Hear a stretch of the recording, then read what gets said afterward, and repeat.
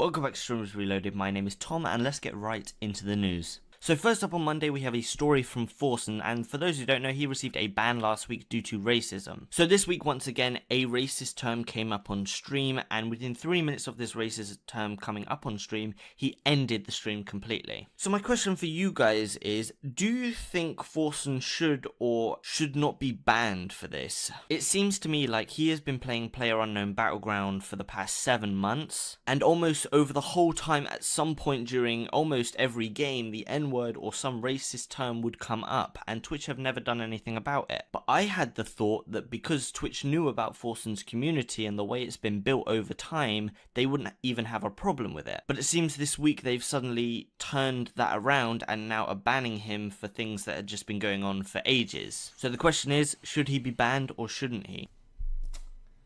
Apparently we can't have nice things. This is why I'm gonna have to do sub-only invites. Coming into Tuesday we have two stories. Now the first story is from Twitch themselves, and it's pretty simple. The premise behind it is that Twitch employees hate Twitch. So to explain this, there is a website known as Glassdoor Reviews, and it's what you use to rate the company you work for anonymously. And well, since 2016, where Twitch had a 95% approval rating, that has now gone down to 43%, which is simply telling us that the Twitch employees working at Twitch itself don't like it. But I'd suggest going to check this one out yourself because it's a huge story. And then the second story comes from Sodapoppin's stream. This week he left his penis pump out on stream. So Sodapoppin's one of those people who have cleaners come around to clean their house instead of him doing it himself, and the cleaners must have thought it was something he wanted on his desk. Here's the clip. Warlock. It's fun until you try to play it without a lot of haste. I'm gonna try to make my priest alt on this. I should have a priest Tuesday. That's my penis pump. I don't know why that's there. Alright, everyone's here. Are we good? Yep. Yeah, we good? Waiting on death and chance. Like, I think my organizer thought it was a vase or something. Coming into Wednesday, we got the Twitch streamer who goes by the name Marcelinka, who is a Russian girl streamer, and she just sort of does weird things on stream. It doesn't really seem bannable to me, but she did receive a permanent ban for this. Now we do have the translation for what she is actually saying in the clip, so here's the clip. Ну зарепортит еще один канал открою. Фигли нам. Чё, в первый раз что ли? Although this is weird, I don't really see why it's bannable. Now the other possible reason she got banned is for ban evading, logging onto another account while being banned on a different one. And next up we have Fauxre once again, and this time he's just sharing his opinion on the whole him getting banned for in-game chat reasons. Brings it back to that whole should he be banned for it. Does every streamer now have to mute in-game preemptively not to get banned in case someone says it? And they responded with no. Most communities don't have this problem. Which is true.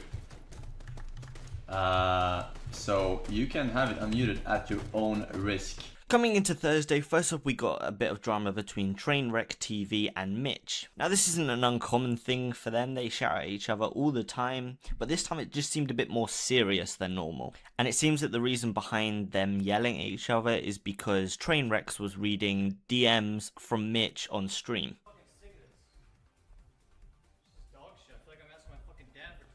It's not your dad asking $20, it's about PayPal's declining the card.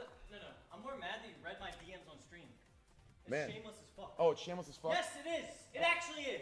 No. I'm not getting into it with you. I'm saying I'm being so close. I'm just so close. So close to what? I'm What? just so close. Look, What? dude, What? you're driving my car. Listen. Right? Listen. What do you mean My listen? car. What do you Tell me mean? how to live my life. Tell you to live it. How to live my life. Yes! You invited me here for that! I'm saying, look. You invited me here for Look that! what you gained. Look. Look. So I'm punished? Dude. You woke up at 11 o'clock! I can't. Listen, it doesn't matter. It doesn't matter. All I'm saying is, look, this is what you care about. You care about how they look at you. You know how many hate threads on Reddit I'm gonna get? I don't care anymore. Yes, you do! I don't! Yes, you I do! don't! You say that, but care more you do! than This continues on for another 8 to 10 minutes. There are several uploads of this to YouTube. I'll also leave a link in the description, once again, to the full thing. Next up we have Nicoleslaw 2.0. So this is a girl streamer once again who has a cat. But this time, this person is putting this cat into a bag. And you can see in this clip that the cat is clearly struggling and doesn't want to be in there. But after all of this, she has now received a ban. Now, whether it is just a week or it is a month or permanent, we don't know. But it's definitely more than 24 hours as she is still currently banned.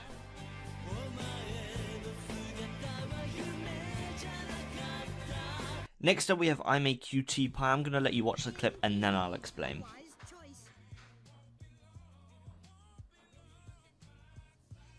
I missed the cue. Dude, fuck, man.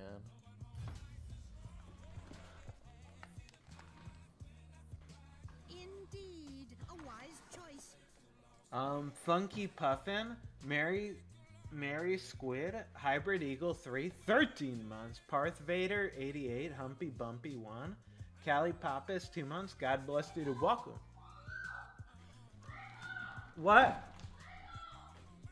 And now this is another piece of cat news, quite sad, but ImaQTPie has a cat called Pizza Guy and, well, he passed away. And that's why the screaming comes in, calling for ImaQT, and then, of course, later on there's a tweet confirming all of this. Really sad, but it happens. Coming to Friday, we have a really nice piece of news, and now YogsCast, which is a bunch of YouTubers, do this whole charity stream every single year where there's this thing known as the Humble Bundle, and in it are a ton of games that a bunch of developers put their codes into, and people buy these games for $35 generally, but you can donate whatever you want and still get them. And this year, within the first 2 hours of the stream going up, the YogsCast raised a total of $500,000 for charity. And after 6 hours, hit 1 million. And as of right now, 48 hours afterwards, they are currently on $2.345 million, all going to charity. Now, I would really suggest you guys go checking out the Humble Bundle. Every single day a new game's being released into the list of the games you're getting, but you're getting over $800 worth of games for only $35, so it is definitely worth it.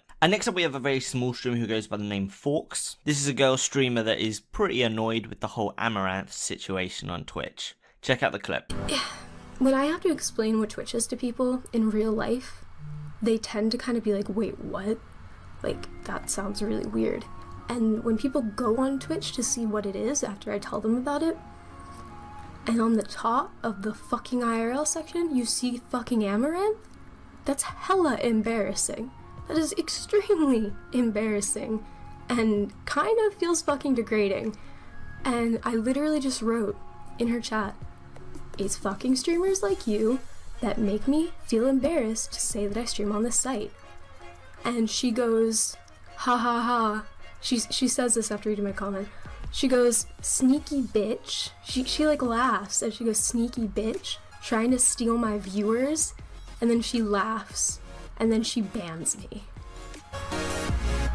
After this clip came out, I decided to put a little bit more research into the whole Amouranth Patreon thing because it seems quite interesting to me that she does Patreon to start with. I mean, how much does it actually pay? What do people get out of it? So, of course, first off, we know that for $60 a month, you get lewd and nude imagery. For $100 a month, you get lewd and nude video. But then pushing on the tier, for $200 a month, you get to speak to her once a month on Google Hangout, which just seems strange to me. And then finally, this one's now been removed, but it was on there last week. There was a $2,000 per month tier where you could buy worn underwear from Amouranth. And the whole money's going to charity. I'm not sure whether I particularly believe that, but I can't deny it. So the next point would be, how much is she making out of it? It's got to be worth it to have a Patreon if she's kept it going this whole time. So she actually hides the amount of money she makes from Patreon, but the sad part about that is she didn't always. And the other sad part about it is, because it's on the internet, it's being tracked by something. So there is a website where you can track how much Patreon users make, and we can use that to sort of work it out. So the final day she was actually showing the amount she made off Patreon was on February 13th, 2017. And we can see there that per Patreon she was making around $42. At the time as well though, she only had 104 Patreons. She now has 6 times as many. As well as this, I believe that this number is actually much higher than $42. This is because there used to be a few more Patreon options, which was $40 and $25. These two no longer exist, which means there's no reason for anyone to want to get them, so I believe this number is actually much higher now. Using this information, I'm going to go ahead and say that the average patron is donating between $60 and $100 a month, as that is where the lewd and nude video and imagery comes from. Which means, just off my general calculation, it means she's making somewhere between $40,000 and $60,000 every month of Patreon. So if that is correct, and I have no reason to doubt that, there is zero reason for her to stop doing Patreon. So next up, going into Saturday, we have a Twitch streamer who goes by the name Zachabus, who got banned live at the Fortnite DreamHack tournament. Yeah, the title of the clip is he got banned for teaming, but it was actually a ban for cheating. Check out the clip.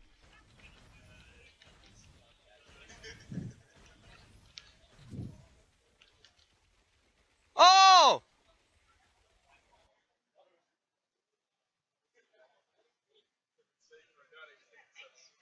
What? It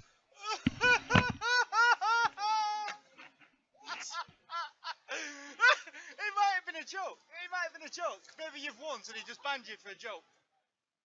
And then finally, in leaked news, we have a clip from Becca, which is a nip slip, but it's very debatable. And then we have a lewd image from Paul Leal. We have a Snapchat collection from Rad Puppy, which you have to be a sub for.